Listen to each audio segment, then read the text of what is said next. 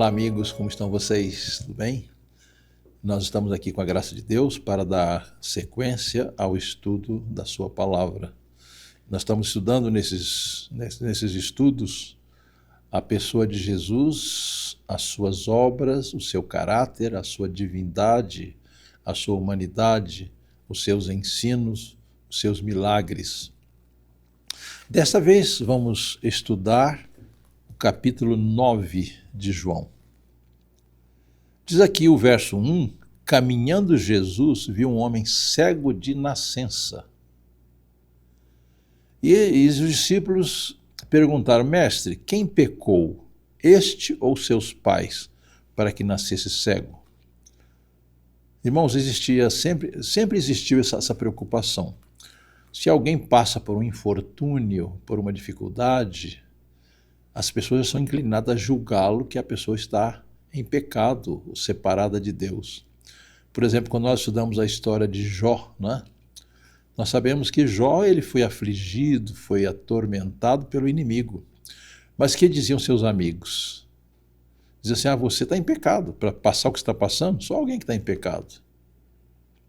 Eu me lembro que certa vez um irmão morreu num acidente de carro, e a pessoa já falou assim, olha, eu acho que aquele irmão estava em pecado, como é que ele foi morrer de acidente de carro, né?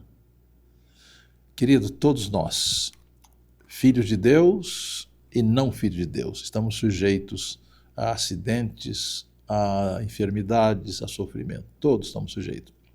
Bem, então qual foi o esclarecimento de Jesus? No verso 3, Jesus respondeu, nem ele pecou, nem seus pais, mas foi para que se manifestem nele as obras de Deus. Então Jesus explicou que aquele homem não era culpado de ser cego. Muitas vezes nós herdamos problemas de nossos pais. Está muito claro que é uma pessoa que é viciada em qualquer narcótico, qualquer droga, ele vai transmitir para os filhos aquelas tendências, mesmo que o filho seja um cristão. E o verso 4, Jesus falou assim, é necessário que façamos as obras daquele que me enviou, enquanto é dia. A noite vem quando ninguém pode trabalhar. Enquanto estou no mundo, sou a luz do mundo. Agora Jesus faz o milagre. Jesus, interessante, ele fazia o milagre de diversas maneiras. De uma outra ocasião, ele pôs a mão sobre o cego e curou, sem nenhuma outra providência, né? Mas aqui Jesus agiu diferente. Dito isto, cuspiu na terra e, tendo feito lodo com saliva, aplicou-o aos olhos do cego, dizendo-lhe, vai, lava-te no tanque de Siloé, que quer dizer enviado. Ele foi, lavou-se e voltou vendo. Aqui nós vemos uma operação conjunta. Deus, Jesus, ele colocou aquele lodo nos olhos do cego e mandou que o cego fosse se lavar. Então aqui houve participação divina e participação humana. É claro que ninguém perde a cegueira por causa de lodo nos olhos, mas foi uma maneira de Jesus trabalhar usando recursos naturais na cura daquele homem, né? Agora o que aconteceu? Aquele homem, ele era cego há muito tempo, né? Cego de nascença. Verso 8 diz assim, então os vizinhos e os que dantes o conheciam de vista, como mendigo, perguntavam, não é este o que estava sentado pedindo esmolas? Uns diziam, é ele. Outros, não, mas se parece com ele. Ele mesmo, porém, dizia, sou eu. É claro que quando aquele homem, que era um homem triste, né? Você pensou, uma pessoa cega, né? Ele não conhecia Cristo, era um homem infeliz. Agora, quando ele foi curado de cegueira, ele se tornou um outro homem, um homem feliz, um homem alegre, né? Vendo a natureza, vendo o ambiente em que estava, né? Agora lhe perguntaram, como te foram abertos os olhos? Ele respondeu, o homem chamado Jesus fez lodo, untou-me os olhos e disse, vai ao tanque de Siloé e lava-te. Então fui, lavei e me estou vendo. Disseram-lhe, pois, onde está ele? Respondeu, não sei. Agora, irmãos, vamos ver um fato interessante, né? Aquele homem que foi curado por Jesus se tornou um réu. Já pensaram? Aquele homem que estava tão feliz por ter sido curado, agora foi levado aos fariseus para ser julgado. Julgado por quê? Que ele foi curado por Jesus. Os judeus tinham muito ódio de Cristo, né? E faziam tudo para desmoralizar o trabalho de Cristo. E uma das razões que eles ficaram incomodados está no verso 14. Era sábado, o dia em que Jesus fez o lodo e lhe abriu os olhos. Nós já falamos acerca disso no passado, aqui nas nossas gravações. Por que Jesus curou aquele homem no sábado? Ele não podia curá-lo no domingo, ou na segunda-feira, ou na terça, na quarta, na quinta, na sexta? Podia. Mas os judeus, eles haviam criado tantas regras para o sábado, que fizeram do sábado um pesadelo. Quer dizer, no sábado era proibido fazer o bem, embora era pura hipocrisia, porque, por exemplo, se uma ovelha caísse no sábado num buraco, os fariseus iam tirar. Por quê? Para não dar prejuízo. Mas o fato de Jesus ter curado aquele homem no sábado, eles fizeram daquilo um cavalo de batalha, né?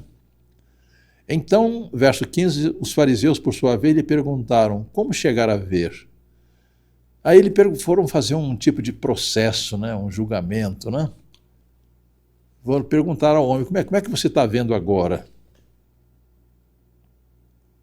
E ele explicou. Aplicou o lodo nos meus olhos, lavei e me estou vendo. Por isso, alguns dos fariseus diziam, esse homem não é de Deus, porque não guarda o sábado. Será que Jesus não guardava o sábado? Claro que guardava. Jesus guardava o sábado perfeitamente. A realidade é que Jesus não cumpria aquelas regras arbitrárias dos judeus no sábado. Porque o sábado, irmãos, não é um dia de proibições, de fazer a vontade de Deus. Por exemplo, se uma pessoa está enferma, eu vou esperar passar o sábado para tratar dela? Não, o sábado é um dia de fazer as obras de Deus. Então eles disseram, esse homem não é de Deus, porque não guarda o sábado. Diziam outros, como pode um homem pecador fazer tamanhos sinais? E houve dissensão entre eles. De novo perguntaram ao cego, que dizes tu a respeito dele? Visto que te abriu os olhos. Qual é a sua impressão acerca de Jesus? E o ex-cego respondeu, é profeta. Agora, Satanás estava ali tentando convencer o jovem que ele não fora curado. Eles queriam confundir a cabeça dele, né? Verso 18, não acreditaram os judeus que ele fora cego e que agora via, enquanto não chamaram os pais. Foram chamar os pais como testemunhas e os interrogaram, é este o vosso filho, de quem dizeis que nasceu cego? Como, pois, vê agora? Verso 20 diz assim, então os pais responderam, sabemos que este é nosso filho e que nasceu cego, mas não sabemos como vê agora, ou quem lhe abriu os olhos. Também não sabemos. Perguntai a ele, tem idade, falará de si mesmo. Irmãos, os pais sabiam da realidade. Os pais sabiam que aquele jovem fora curado por Cristo.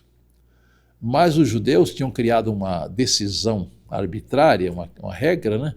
Que qualquer pessoa que dissesse que cria em Jesus ia ser excluído da igreja, ia ser expulso da sinagoga.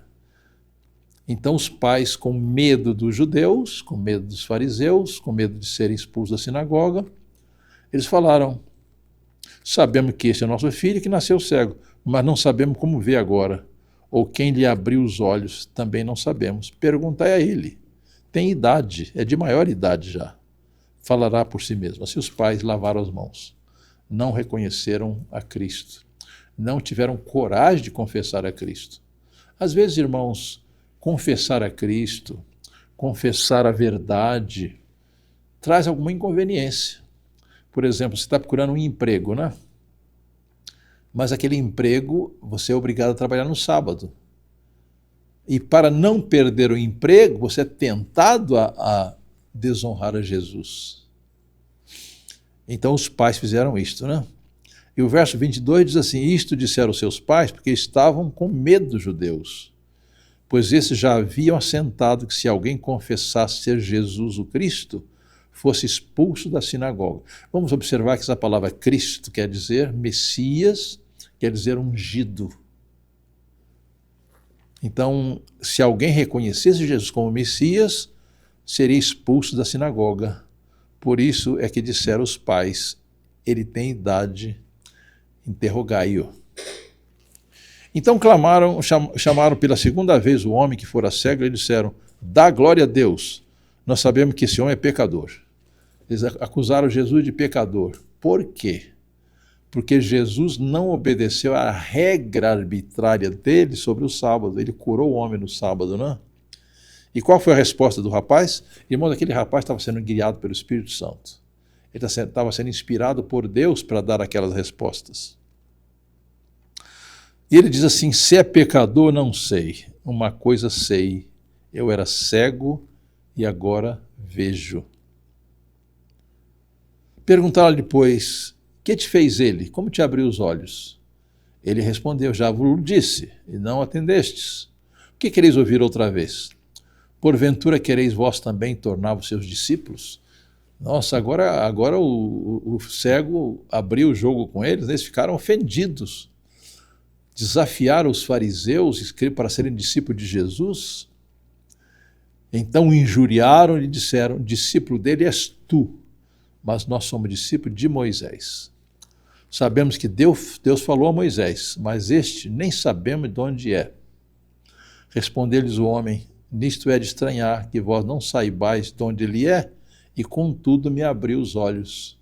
Então agora o jovem chamou os fariseus e escribas de ignorantes. Como que existe um homem tão poderoso no meio de vocês, e vocês que são mestres da lei não sabem quem é esse homem?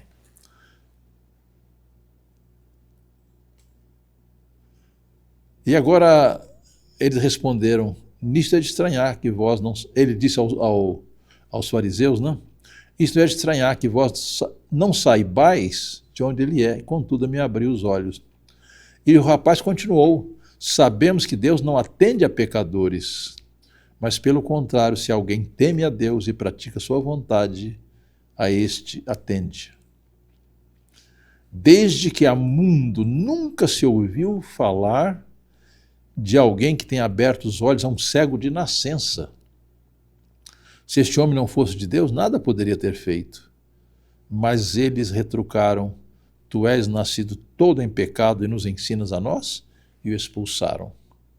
Agora aquele jovem foi excluído da igreja, ele foi expulso da sinagoga.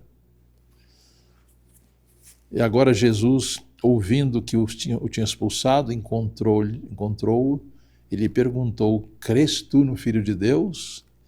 Aquele homem cria em Jesus, embora não o conhecesse. Ele respondeu e disse: quem é, Senhor, para que eu nele creia? E Jesus lhe disse: já o tens visto, é o que fala contigo. Então afirmou ele: creio, Senhor, e o adorou.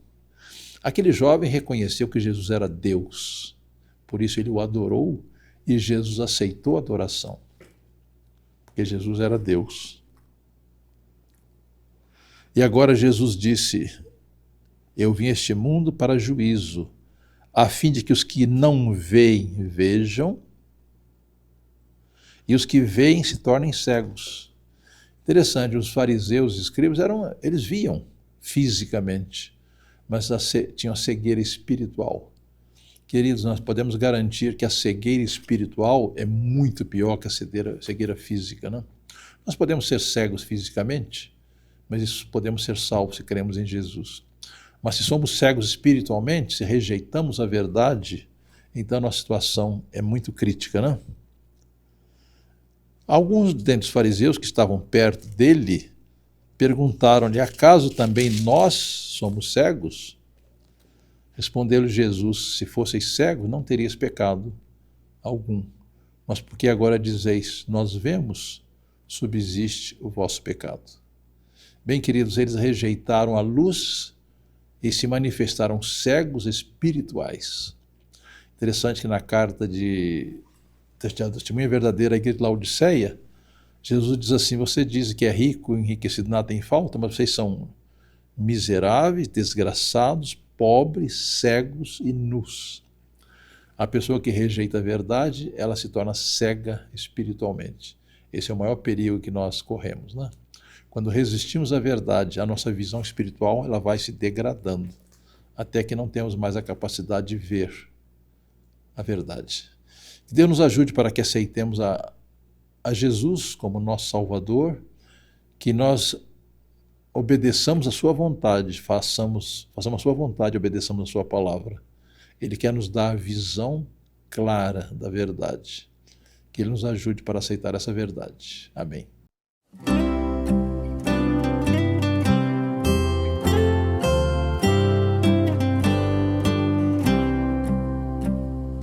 Da linda pátria estou bem perto, lá chegarei. Eu tenho de Jesus saudade, com Ele viverei. Passarinhos, belas flores, podem me encantar,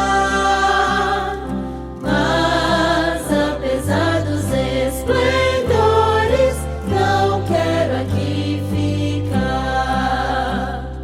Jesus me deu fiel promessa, vem me buscar. Meu coração está com pressa, eu quero ir ao lar. Meus pecados eram muitos e culpado sou, mas o seu sangue põe-me limpo e para a